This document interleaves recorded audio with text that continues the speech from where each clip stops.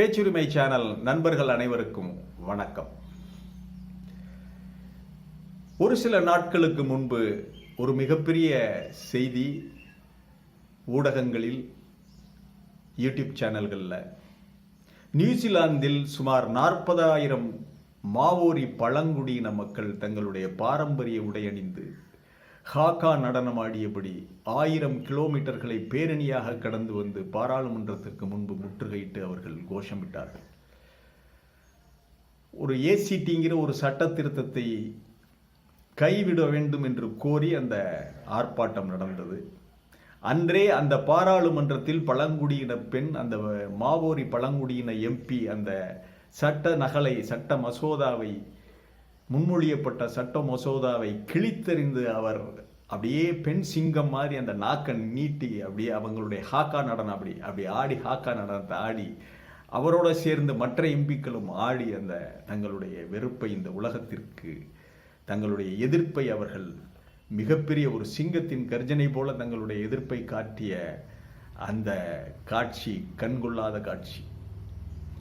அதே சமயம் கடந்த வாரம் நாம் கூட செய்தி வெளியிட்டிருந்தோம். 4000 தென்னாப்பிரிக்க தொழிலாளர்கள், தென்னாப்பிரிக்காவில் பல்வேறு நாடுகளைச் சேர்ந்த ஆப்பிரிக்க தொழிலாளர்கள் தங்கச் சுரங்கத்திற்குள் சிக்கிக் கொண்டார்கள். அது முறைகேடான சுரங்கம் என்று அரசு மறுத்துவிட்டது. அதற்கும் இந்த மாவோரி இன பெண், அவர் அந்த கர்ஜனை, அவங்களுடைய ஆர்ப்பாட்டம், ஜக்கி வாசுதேவ் மற்றும் மோடி கூட்டணியுடைய இந்தியா, இதற்கு என்னையா சம்பந்தம்? முட்டத்தலைக்கும் முழங்காலுக்கும் ஏயா முடிச்சு போடுற, இதுல என்னையா இருக்குதுன்னு நீங்க கேட்கலாம். இருக்கு சார், ஒரு பெரிய பாடம் நமக்கு அந்த ஆப்பிரிக்க நாடுகளும் பழங்குடி மக்களும் படிச்சு கொடுத்துருக்காங்க. நிச்சயம் பார்க்க வேண்டும், இதையெல்லாம் நம்ம தெரிஞ்சுக்கணும். எப்ப பார்த்தாலும் காலையில் எந்திரிச்ச உடனே சீமான் பல்லு விளக்குனாரா, குளிச்சாரா, என்ன பாத்ரூம் போனாராங்கிறத ஆராய்ச்சி செய்து கொண்டிருக்கின்ற பல்வேறு யூடியூப் சேனல்கள் அதில் உங்களுடைய நேரத்தை வீணடித்துக் கொண்டிருக்கிறார்கள். ஒரு மனிதனுக்கு வழங்கப்படுகின்ற 24 மணி நேரத்தை கொஞ்சமாவது பயனுள்ள முறையில் செலவிட வேண்டும். இந்த உலகின் நடப்புகளை, சரித்திரத்தை நம்ம தெரிஞ்சுக்கிறோம். இது நம்முடைய ஜீன்ல ஏறும், பிற்கால சந்ததிக்கு மிகச் சரியாக கடத்தும். அதற்காகத்தான் இந்த காணொளி. இது வாய்ஸ் ஆஃப் தமிழ் வழங்கும் பேச்சுரிமை சேனல். சேனலை சப்ஸ்கிரைப் பண்ணுங்க, மறக்காம பெல் பட்டனை அழுத்துங்க. நிகழ்ச்சி பார்க்கலாம். அந்த மாவோரி பெண்ணுடைய நடனம், அவருடைய ஆவேசம், ஆக்ரோஷம், ஹாக்கா நடனம், இதெல்லாம் நம்மை எவ்வளவு மெய்சில் இருக்க வைத்தது. அதே சமயம் அந்த ஹாக்கா நடனம் ஆடியபடி அவங்க பேரணியாக வர்றது. இன்றைக்கு நியூசிலாந்தினுடைய ரக்பி டீம், பெண்கள் டீமாக இருந்தாலும் சரி, ஆண்கள் டீமாக இருந்தாலும் சரி, அவங்க ரக்பி விளையாடும் முன்னாடி இந்த ஹாக்கா நடனத்தை ஆடிட்டு தான் ஹாக்கா நடனத்தை ஆடுவாங்க. அதே சமயம் எதிர்த்தரப்பு அணி அவர்களுக்கு எதிராக நின்று மரியாதை செய்வாங்க. இந்த ஹாக்கா முடிஞ்சதுக்கு பிறகு தான் ரக்பி, NFL ஃபுட்பால்னு அமெரிக்காவில் சொல்கிறது. இந்த ரக்பி அப்படி தான் ஆரம்பிக்கும். ஒரு ஐரோப்பா, ஆஸ்திரேலியா, நியூசிலாந்து, ஆசியா, ஓசியானியா, இது எல்லாவற்றிலுமே உலகின் மிகச்சிறந்த மிகப்பெரிய விளையாட்டுகள். கால்பந்து, அதற்கு அடுத்து கூடைப்பந்து, அதோடு ஈக்குவலா இருக்கிறது ரக்பி. அந்த காணொளிகளை நாம் இப்பொழுது பார்க்கலாம்.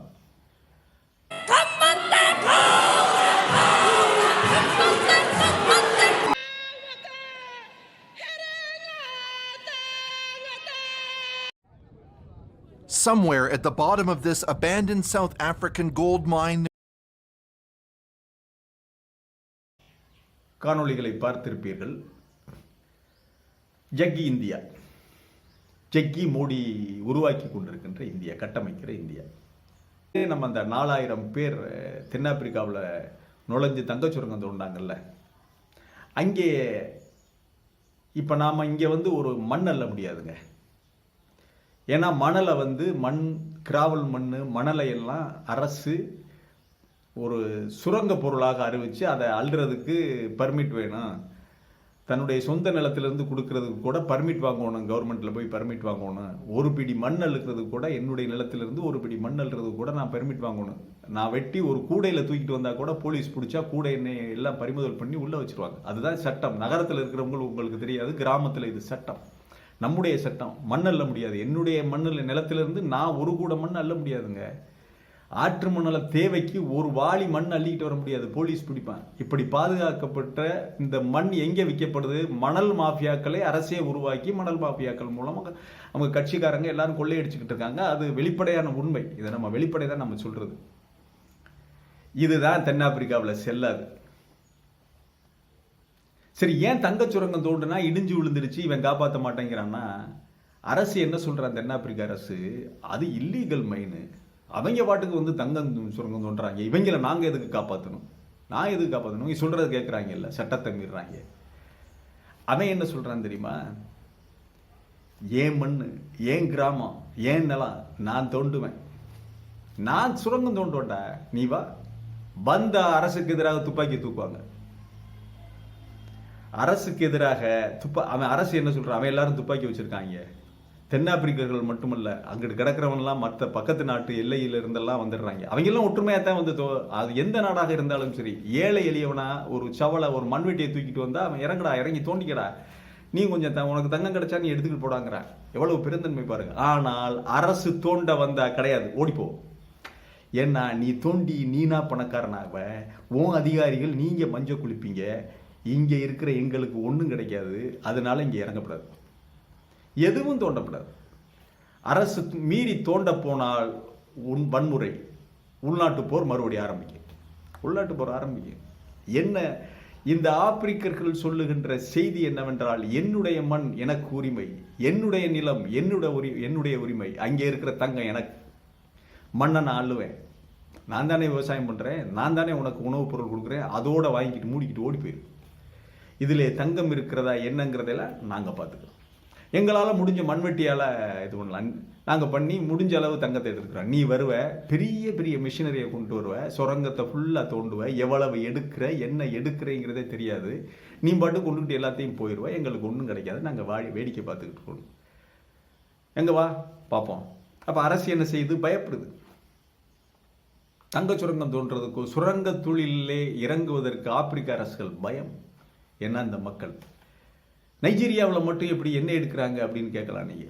ஆமா, நைஜீரியாவில் ஆயில் கம்பெனி எடுக்கிறாங்க, ஆயில் கம்பெனிகளுக்கு கொடுத்துருக்காங்க. அந்த ஆயில் கம்பெனிகளுக்கு இவனுங்க சொல்லியிருக்க செய்தி, நைஜீரியா அப்பா அவன் அங்கங்கே பைப் லைனை ஓட்ட போட்டு அவன் பாட்டு க்ரூட் ஆயிலை பிடிச்சிக்கிட்டு போவேன், போட்டில் பிடிச்சிக்கிட்டு போயிட்டு அவன் பாட்டுக்கு காய்ச்சி அதுலேருந்து பெட்ரோல் எடுத்து அவன் இல்லீகலாக விற்பேன்.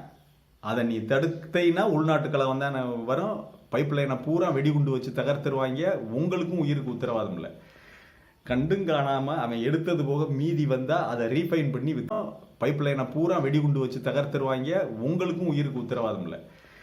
கண்டும் காணாமல் அவன் எடுத்தது போக மீதி வந்தால் அதை ரீஃபைன் பண்ணி வித்துக்கிறங்க. சம்மதம்னா வந்து இங்கே ஆயில் எடுங்கிறது தான் இவனுடைய நைஜீரியா அரசனுடைய ஒப்பந்தம். அதன்படி எடுக்கிறாங்க, அதன்படி அவங்களும் அவங்க பாட்டுக்கு எடுத்துக்கிட்டு போய்கிட்டு இருக்காங்க. க்ரூட் ஆயில் எடுத்து அதிலிருந்து பிடிச்சிக்கிட்டு இவனுங்க ஒரு பெட்ரோலை காய்ச்சி விற்றுக்கிட்டு இவனுங்க பெட்ரோல் டீசல்லாம் விற்றுக்கிட்டு திரிகிறானுங்க. என்னன்னா என்னுடைய மண் என்னுடைய உரிமை, பைப்பு போட்டு கொண்டு வர்றியா? பைப்பு போட எனக்கு காசு இல்லை, ஆனால் வெளியே வந்துருச்சுல பைப்பு, நாம எடுப்பேன், எடுத்து நீ எதுக்க வந்தேன்னா சுடுவேன். இதே மாதிரி தான் மாவோரி. இந்த மாவோரி பழங்குடி இப்படி போர்க்குணத்தோடு அவங்க வெளிப்படுத்துறாங்க. நான் இதிலிருந்து நம்ம ஜக்கி இந்தியாவுக்கு என்ன செய்தி? அவர்கள் எந்த ஒரு விஷயத்திற்கும் போராடுவதற்கு தயாராக இருக்கிறார்கள். அநீதியை எதிர்ப்பது அவர்களுடைய பரம்பரை குணம், போராட்ட குணம். ஆப்பிரிக்காவில் எங்கேயாவது பெரிய பெரிய ஹாஸ்பிட்டல் பார்த்துருக்கீங்களா? இல்லை, அவனுக்கு வியாதியே வராது. கொரோனா எப்போ எங்கேயாவது ஆப்பிரிக்காவை போய் நச்சு எடுத்துச்சா? கிடையாது. ஆப்பிரிக்காவில் கொரோனா தாண்டவம்லாம் கிடையாதுங்க, பெரிய வியாதியெல்லாம் இல்லைங்க, சுகர்லாம் கிடையாது, எந்த இதுவும் கிடையாது. அவங்களுக்கு ஹாஸ்பிட்டலே தேவையில்லை, மூலிகை செடிகள் அது இது அவனுடைய உழைப்பு. அந்த போராட்ட குணம் என்பது மனிதனுடைய ஜெனட்டிக்கலாக, அந்த ஒரு மனிதன் வந்து 24 மணி நேரமும் ஏதாவது ஒரு வியாதியை எதிர்த்து போராடிக்கிட்டே இருக்கு. நம்முடைய உடல் ஜலதோஷம், காய்ச்சல், மற்ற பல்வேறு வைரஸ் வந்து அட்டாக் பண்ணுது, அதை தொடர்ந்து எதிர்த்து போராடிக்கிட்டே இருக்கு செல். இந்த போராட்ட குணம் என்பது பெரிதாக எந்த இனத்திடம், மனித இனத்திடம் இருக்கிறதோ அந்த இனத்திற்கு அதிகமாக வியாதி வர்றது இல்லைங்க. இதுதான் செய்தி. சரி, அந்த பெண் மாவோரி பெண் நடனம் ஆடினாங்களே அந்த ஆக்ரோஷத்தோடு ஜக்கி என்ன பண்ணியிருக்காரு? படித்த இளம் பெண்களை ஆக்ரோஷமாக வெளிப்பட வேண்டிய பெண்களுக்கு மொட்டை அடிச்சு நீ தியானம் பண்ண வச்சுக்கிட்டு என்ன அவர்களுடைய போர்க்குணத்தை, போராடுகின்ற மனிதனுடைய இயல்பான குணத்தை அடக்கி ஒடுக்கி சாமியார் பயணி நரம்புகளை தூண்டி கஞ்சா மாந்திரி போதைய யோகாசனம் மூலமாக வெளிப்படுத்தி அவங்கள அப்படியே ஒரு பயந்தாங்கூலியை பண்ணி அப்படியே அவங்கள படுக்க போடாச்சு. இதுதான் இந்த ஜக்கி வாசுதேவ் மோடி கூட்டணிக்கும் இவங்களுக்கும் உள்ள வித்தியாசம். அவர்கள் போர்க்குணத்தை வெளிப்படுத்துகின்ற ஜெனட்டிக்கலா ஜீன் மிகப்பெரிய அளவில் அவங்கள்ட்ட இருக்கிறதுனால வியாதிகளை எதிர்த்து மிகப்பெரிய அளவில் ஆப்பிரிக்க நாடுகளை வாழ்கிறவர்களுடைய ஜீன்கள் போராடுகின்றன. எந்த வியாதியும் அவங்க உடலுக்குள்ள நுழைய முடியாது. சுகர், அது இது எதுவும் நுழைய முடியாது. எதிர்த்து போராடுகின்ற வல்லமையான அந்த ஜெனட்டிக்கல், அந்த ஜீன் கட்டமைப்பு அவங்களுக்கு பாரம்பரியமா இருக்கு. அதை திருப்பி திருப்பி அவர்கள் புதுப்பித்துக் கொண்டே இருக்கிறார்கள் இந்த போராட்ட குணங்களில். சரி, அதன் மூலம் அவர்களுக்கு கிடைத்திருக்கிற பயன் என்ன? அந்த போராட்ட குணத்தின் மூலம் கால்பந்தில் இன்றைக்கு நூற்றுக்கணக்கான ஆப்பிரிக்க வீரர்கள் ஆடிக்கிட்டு இருக்காங்க. சாடியா மானே, டிடே டிராக்பா, கேமரூனுடைய சாமுவேல் ஏட்டோ, இந்த மாதிரி இந்த அசமாவோ ஜியான், அவன் செனகலா கானா, இப்படி நூற்றுக்கணக்கான ஆயிரக்கணக்கான கால்பந்தாட்ட வீரர்கள். இந்த கடந்த ஒலிம்பிக்கில் நீங்க பார்த்திருப்பீங்க. தெற்கு சூடான் சுதந்திரம் அடைந்து 10 வருடம் தான், 10 வருடம் அவன்கிட்ட கட்டமைப்பு இல்லை, கூடைப்பந்து மைதானம் கூட ஒழுங்கா இல்லை.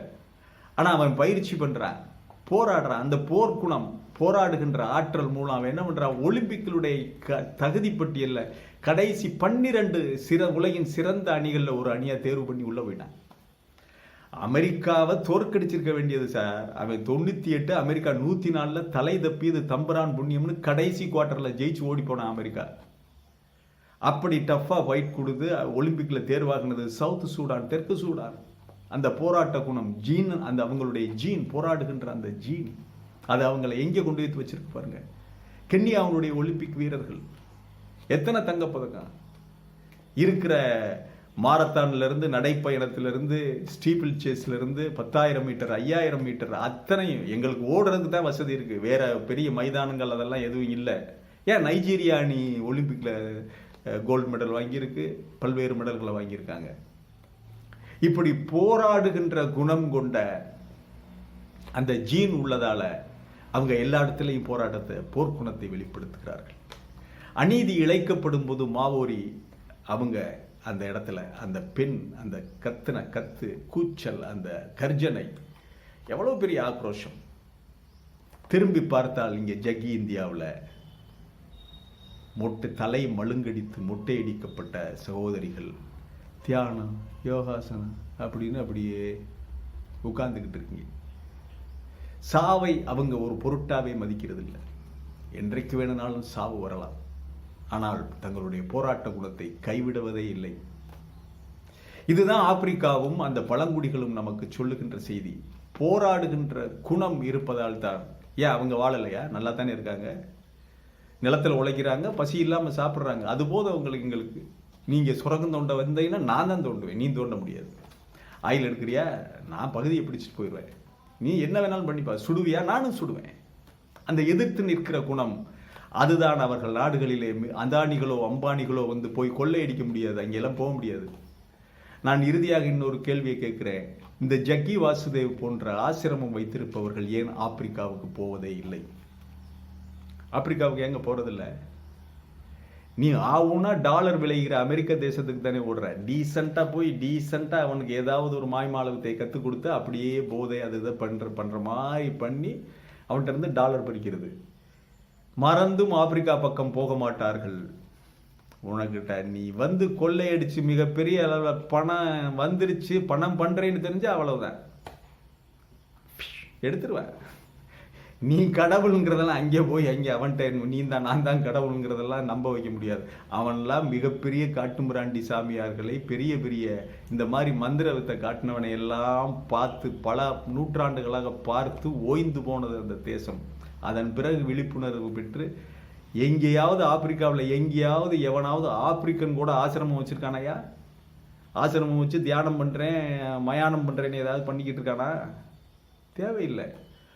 அவனுக்கும் பொழுது விடுகிறது, ஆப்பிரிக்கனுக்கும் அவனுக்கும் பசி இருக்குது, அவனும் சாப்பிட்றான், சாப்பிட்டு தான் தூங்குறான், அவனும் குடும்ப வாழ்க்கையை வாழ்கிறான், அவனும் இந்த நாட்டில் இந்த உலகில் நிலைத்து நிற்கிறான். நீ ஊரை அடித்து உலையில போட்டுட்டு குடும்பங்களை சின்ன பின்ன பண்ணி தியானம் யோகாசனம் இந்த வித்தைகளை வச்சு ஜனங்களை ஏமாத்திக்கிட்டு இருக்காரு ஜக்கி. அதற்கு மோடி இந்த நாட்டினுடைய ஜனாதிபதி அதற்கு ஆதரவு. இப்படி இருந்தால் எப்படி உங்கள் உடம்புல போராட்ட குணம் கொண்ட செல்கள் ஜீன்கள் உற்பத்தியாகும்? யாருக்காவது ஒரு அடிமையாக இருந்துட்டு அவன் சொல்றதை கேட்டுக்கிட்டு போக வேண்டியதுதான். இறுதியாக ஒரு செய்தி, இப்படிப்பட்ட போர்க்குணம் கொண்டவர்கள் போராட்ட குணம் கொண்டவர்கள் எல்லாம் அவங்களுக்கெல்லாம் யோகாசனமும் தெரியாது, தியானமும் தெரியாது, நடைமுறை வாழ்க்கை தான் தெரியும். சாவு இன்றைக்கு வந்தால் என்ன, என்றைக்கு வந்தால் என்ன, நடக்கிற வாழ்க்கை அப்படியே நடந்து கொண்டே இருக்கட்டும். என்னுடைய பாட்டனுக்கு, என்னுடைய முப்பாட்டனுக்கு, என்னுடைய தாய்க்கு தகப்பனுக்கு என்ன நிகழ்ந்ததோ அதுவே எனக்கும் நிகழட்டும்ங்கிற ஒரு பெருந்தன்மையான ஒரு அற்புதமான ஒரு வாழ்க்கை சிஸ்டம், அதை மட்டுமே அவங்க வச்சிருக்காங்க. அதோடு அவங்க வாழ்க்கையை நடத்தி கொண்டிருக்கிறார்கள். ஆகவே பாடம் படித்து கொள்ள வேண்டியது இந்தியா தான். உங்களுடைய புராண கதைகள், உங்களுடைய கட்டுக்கதைகள், உங்களுடைய தியானங்களிலிருந்து இந்த உலகம் கற்றுக்கொள்ள வேண்டியது எதுவும் இல்லை. அவங்கள்ட்ட இருந்து தான் நீங்கள் கற்றுக்கணும். இல்லாவிட்டால் இப்படி எல்லாவற்றையும் விட்டு இவர்கள் காலிலே போய் சாமியார்கள் காலிலே விழுந்து சரணடைந்தால் இந்த நாடு மிகப்பெரிய வியாதி பிடித்த நாடாகத்தான் இருக்கும். வியாதிகளை எதிர்க்கின்ற குணம் கொண்ட அந்த ஜீன்கள்லாம் எங்கேருந்து வருதுன்னா இந்த போராட்ட குணத்திலிருந்து தான். அந்த ஹார்மோன்ஸ், அதற்கான ஹார்மோன்ஸ் போராட்ட குணத்தை அதிகப்படுத்தும் பொழுதுதான் எல்லா வியாதிகளையும் அது விரட்டி அடிக்கிறது என்று நம்முடைய ஒரு பார்வை. மீண்டும் ஒரு காணொளி இதை சந்திக்கிறேன். இது வாய்ஸ் ஆஃப் தமிழ் வழங்கும் பேச்சுரிமை சேனல் சப்ஸ்கிரைப் பண்ணுங்க, மறக்காம பெல் பட்டனை அழுத்துங்க, கமெண்ட் செய்யுங்கள், ஷேர் செய்யுங்கள், பிடித்திருந்தால் லைக் செய்யுங்கள். நன்றி, வணக்கம்.